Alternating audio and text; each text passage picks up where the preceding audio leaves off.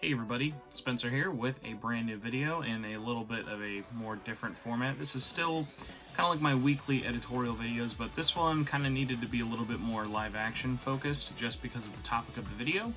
So yes, after many months of trying to plan, get my hands on a copy, doing research, talking to people involved, I'm here with a video, and I don't want to be like super clickbaity about it and then like save it all the way for the end and give you the history.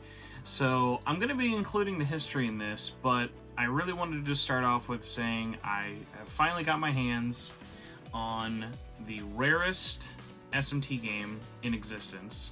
And this one kind of comes with a couple of caveats, but I think its history almost makes it more interesting.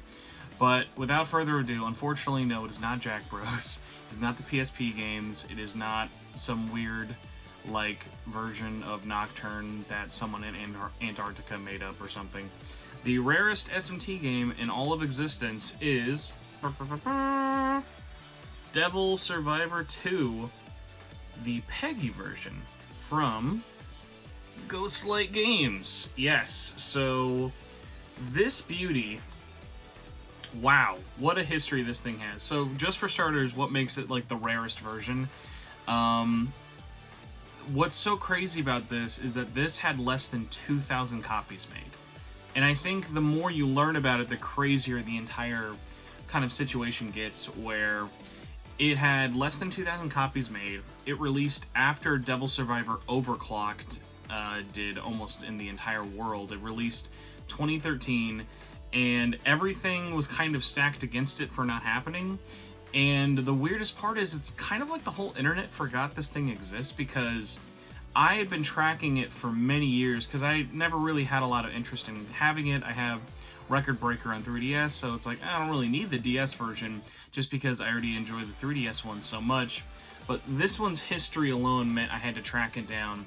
And for almost the past like 2+ years, I could only ever find one person selling it online. And boy, they really wanted a lot of money for it. But what's funny is they weren't asking a lot because they knew that this was the rarest. I think it was because they knew they were the only listing. And it had been up for so long that they were like, listen, I'm either trying to make my money back or I'm just being like set at a certain price. But like there are so few versions of this game that have been sold publicly online within the last couple of years that like this thing doesn't really have a price. Like I paid almost $150 for this, and that was with years of me trying to find anyone else to have a copy, new, used, whatever. This is obviously sealed. You can tell it's official because of the little weird Nintendo cellophane in the middle that I have no idea how well it's picking up. This little bit right here, it's kind of like if you've ever picked up a Asian or European PlayStation game, they have that little cutaway tab you can kind of rip off on the bottom. God, I wish we had those in America. But yeah, so I have a copy, and I'm kind of in a weird spot of, I want to know what you all think of, like, should I open this? Should I, like, there are unboxings of it on YouTube. I've seen at least, like, 2, I think. And what's really interesting is, like, this is just kind of something I just want to own as, like, a cool piece of history.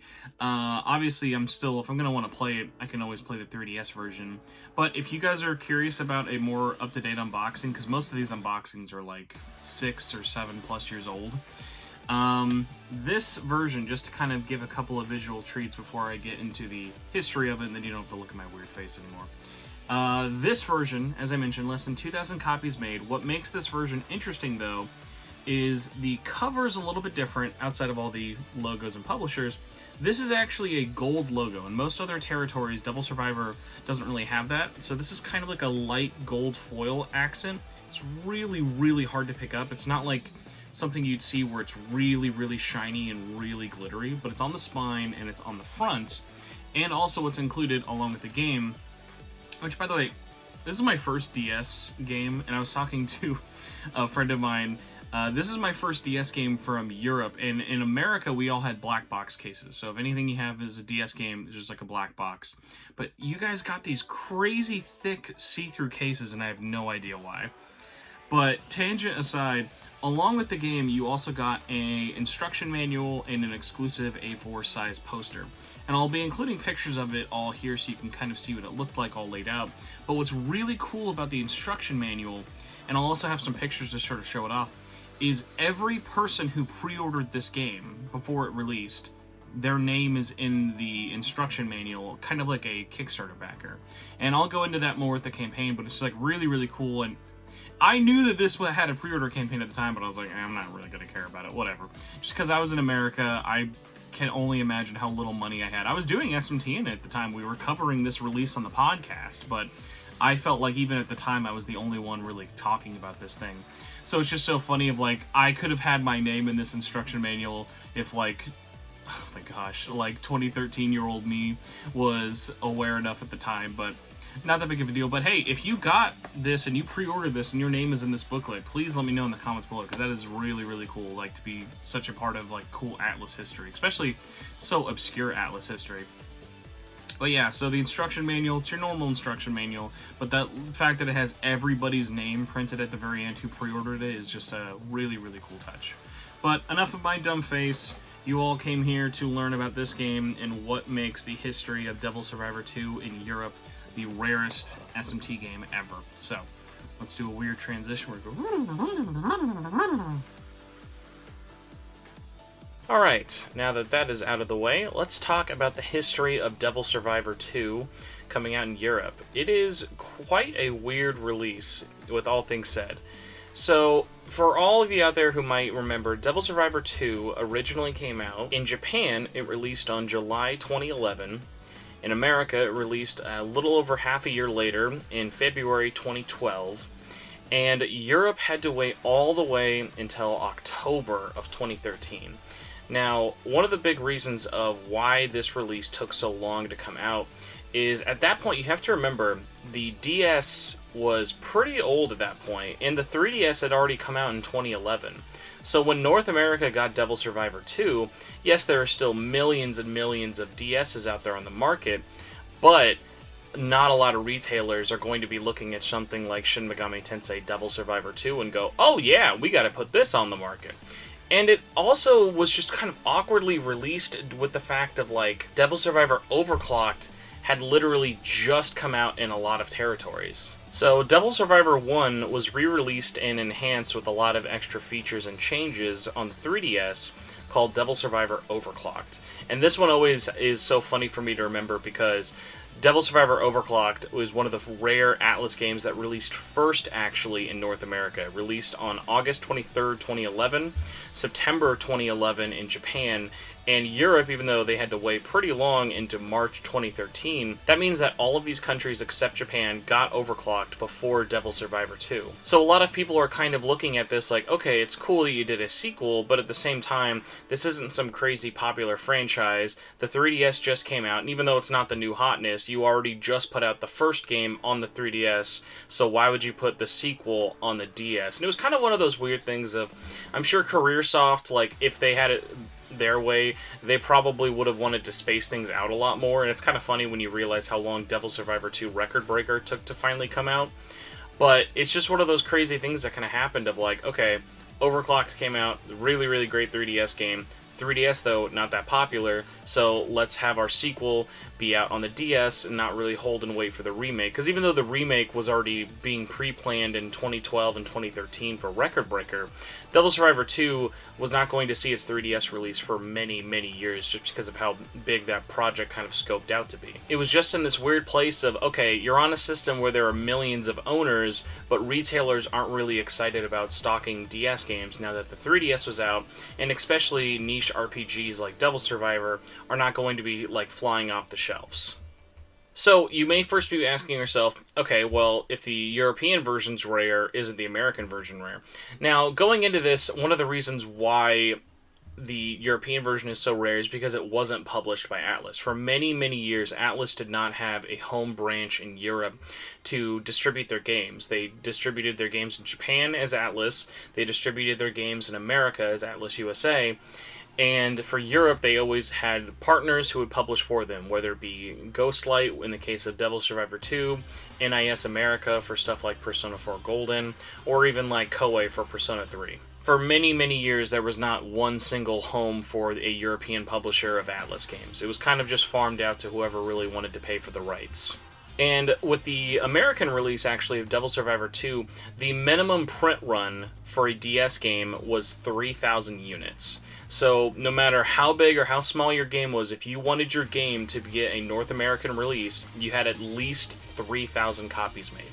Now, there's not a ton of information out there just because of NDAs, and basically Nintendo and almost any video game publisher out there, they don't want to advertise, hey, you can make this few many copies of your game. Like, that's why these publishers are like, obviously, the more copies you make, the more they're going to, like, get from you in terms of money, but obviously, unless you're something like Call of Duty or whatever, you can't just keep printing endless numbers and numbers and numbers of copies of your games. So, at the time, 3,000 was actually pretty low for a system, but even at that point, getting 3,000 copies of anything isn't a stretch. Now, with Europe, though, Europe is interesting. Europe actually has a lower minimum print quantity for DS games. Nintendo in Europe would actually allow publishers to print only 2,000 or so copies of their game. So basically, one of the reasons why Europe has such a smaller minimum print quantity than even America would is countries are a lot more split up. Publishing one game in one territory doesn't mean you're going to get it everywhere. If you see a game in London and France, it doesn't mean it's also going to go to Germany and all these other countries. So it's a little bit more split up, so that's why the print run is such a smaller demand, just because publishers aren't always publishing everywhere in Europe. It's a lot more selective. Going away a bit from print sizes, what also made this interesting was, like I said, 2012, you're already having a hard bargain selling someone on a full-price DS game. And now, Ghostlight was in this really interesting position of, they announced Devil Survivor 2 was coming to Europe at the same time as Overclocked. Now, Devil Survivor 2 was announced with Overclock in 2012, is eventually getting a European release, and it was kind of just stuck in limbo for a long time, and then we eventually found out the reason behind the delay was because they just couldn't get any retailers really interested. And if they were, there wasn't enough to really hit that minimum threshold, because a lot of European retailers just saw the game and was like, hey, I'm sure it's fine, but like, what's the point of us ordering like 2,000 copies and giving like one to a store? Like, the problem is, the fewer copies of a game you make, obviously the less chance of money can be kind of made there, so there's less money to kind of spread out for everybody.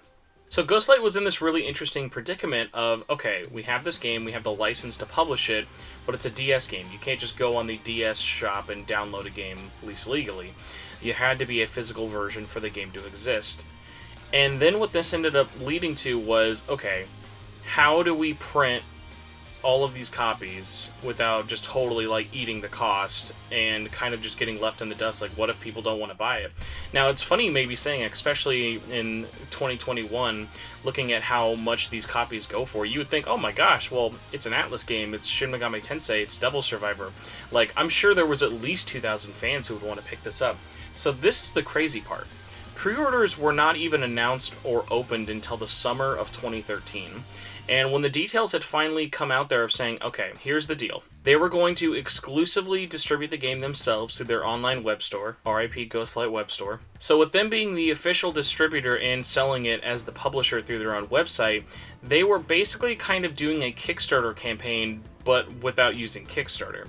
You could buy the game for £25 or €30, or you could also bundle it with Devil Survivor Overclocked to save around £10, and getting both games would cost you around £50 or €60 altogether. And what was so interesting about this was they were very, very open through the entire process. And this is one of the things I've always really, really appreciated about Ghostlight Games, is they were just so open with their community. They're aware they're not the biggest publisher and developer out there in the world. And even to this day, they've always kind of kept that transparency, and I've really, really appreciated like how open they are, and like even having them on the podcast a couple of times, it's been really, really helpful of just kind of like, hey, they just want to bring awesome games to as many people as possible, and they want to do what they can to help European fans. And so that's what I really, really appreciate about this. They were very upfront. They were like, hey, we need you to pre-order at least 1,800 copies before the end of August. If you can get that to happen, we can print all the copies and ship them out by October. And what was really funny is I remember at the time covering this, I'd be like, oh yeah, like they're gonna knock this out of the park. It's Shin Megami Tensei, it's Devil Survivor. Like, I'm sure there's at least 2,000 fans who want to pre-order this game, if not more, thinking, oh yeah, they'll hit that threshold, no big deal. And what was so funny is when pre-orders opened in August, it was it was like a really like slow crawl. I remember looking at how many they needed and continuously being surprised. Like all the way up until the 29th of August in 2013, they still did not have all 1,800 copies needed, which is just crazy to me. Because at the very least, you would think collectors alone would kind of swarm to this of like, it's normal retail price. Your game is going to be included in like the booklet here. Like I don't know if there was maybe because they weren't that big of a publisher, maybe word wasn't spreading around. Like even me at the time, I remember talking about this on the podcast. I felt like the only person kind of covering this news story. So really, really, really strange. But thankfully, they were able to reach their target. And actually, what was even nicer is Ghostlight even said, hey, if we don't reach 1,800, we will refund everyone their money. And yes, the game won't happen, and that would be a big shame. But they were very transparent of, hey, if you donate to this, it's not like you're burned out. Like, you're going to get your money back. And thankfully, that didn't have to come to. And on September 2nd, 2013, they announced that the game had fully meet the minimum required. I don't know if that was just them kind of saying, hey, we'll sell these on our store later to even the cost. We don't want to burn anyone. I don't have that specific info of kind of where it was. But clearly, it was really down to the wire. And they kind of just bit the bullet and said, you know what, let's just print these. Let's make this thing happen. And, like, make these fans happy and finally be able to play this game in October 2013. So what's really, really funny is after they announced the pre-orders had been reached, they ordered the copies from Nintendo, and throughout the month of September, they were updating everyone and saying, hey, here's where we're standing right now, here's where copies are coming, and next thing you know, October rolls around, and they got all their copies in stock, and they started shipping them out to everybody. And what's so funny is, like, after copies went out, that was just kind of it. People got their games, they played it, they loved it. I mean, Devil Survivor 2, an amazing, amazing game. Even the original one. But what's so crazy is, like, you don't hear about this that much now. There's no videos on YouTube talking about this in any real length like mine. And it just sort of boggles my mind of, like, is it because there were so few copies made? Is it because it's, like, a spin-off of, like, another series? Is it just there's not a lot of, like, DS nostalgia for these kind of RPGs? Like, so, I don't really know. But the whole point of me doing this video was, like, I want to raise awareness. I want people to know that not only did this really, really cool, like, rare game kind of come out, but it's out there. There's at least 2,000 copies or less out there on the market. Clearly, people are not trying to sell them. I had to beg and track one down at a very hefty cost, and I don't know what this video is going to do for you if you want to find one yourself. Maybe this will alert people to start looking at secondhand shops if you live in Europe. But it's just one of those weird pieces of Atlas history that I never see talked about, I never see discussed, I never see people talking about, like, the rarest Atlas games, or even, like, rare DS games. Because, as I mentioned, there are so few people kind of trading copies right now, there's no real price precedence. I'm the only person who's bought a copy, at least online, within the last 2 years, so it's a really crazy event, but it's about one of my favorite games of all time. I love Devil Survivor 2. I love Ghostlight Games, even though it's really funny. This is the only one of their games I've ever owned, just because I live in North America, so I never really had to go through their publishing branch. But hey, if you are a fan of SMT, Atlas, DS RPGs, Devil Survivor, or even Ghostlight Games, like, check it out. They had a bunch of really, really interesting releases, ranging from stuff like Devil Survivor all the way to the Digital Devil Saga games.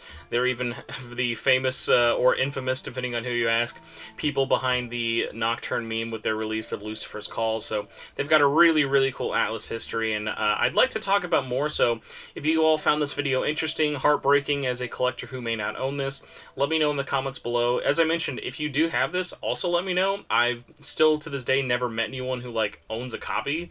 I'm sure there are people I know who, like, wanted one and just didn't get it at the time, but if you're one of the lucky less than 2,000 people who actually owned this, or even have your name in the instruction booklet as a pre-order backer, also let me know.